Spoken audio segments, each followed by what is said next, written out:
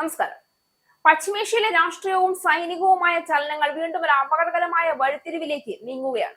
US Iran വെടിനിർത്തൽ കരാർ പ്രാബല്യത്തിൽ വന്നതോടെ ലോകം ഒന്ന് ശ്വാസം വിട്ടിരിക്കുമ്പോൾ അതിന്റെ ആത്മാവിനെയും വിശ്വാസ്യതയെയും തകർക്കുന്ന രീതിയിൽ ലെബനനിൽ ഇസ്രായേൽ നടത്തിയ വ്യാപക വ്യോമാക്രമണം ഗുരുതരമായ ആശങ്കകൾ ഉയർത്തുകയാണ്. സമാധാനത്തിന്റെ പേരിൽ ഉണ്ടാക്കിയ ധാരണകൾ എത്ര നിസ്സാരമായി തകർക്കപ്പെടാമെന്നതിന് ഏറ്റവും പുതിയ ഉദാഹരണം.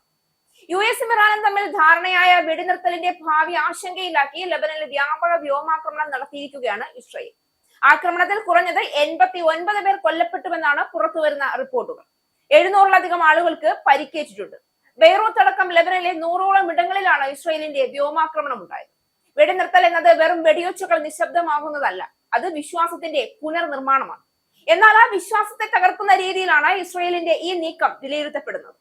ബെഞ്ചമിൻ നെതന്യാഹു നേതൃത്വം നൽകുന്ന സർക്കാരിന്റെ ഈ നടപടി ഒരു സൈനിക തന്ത്രം എന്നതിലുപരി ഒരു രാഷ്ട്രീയ ഭീഷണി കൂടിയാണ്. അതായത് സമാധാന പ്രക്രിയകളെ പോലും തങ്ങളുടെ താല്പര്യങ്ങൾക്കനുസരിച്ച് വളച്ചൊടിക്കാമെന്ന ഭീഷണി. ഇത് ഇറാനെതിരായ ഒരു നേരിട്ടുള്ള സൈനിക നീക്കമല്ല എന്ന വാദം ചിലർ ഉയർത്തുന്നുണ്ടെങ്കിലും യാഥാർത്ഥ്യം അതിലേറെ സങ്കീർണമാണ്. ലെബനൻ, പ്രത്യേകിച്ച് ഹിസ്ബുള്ളയുടെ സാന്നിധ്യം ഇറാന്റെ പ്രാദേശിക സ്വാധീനത്തിൽ ഒരു പ്രധാന ഘടകമാണ്.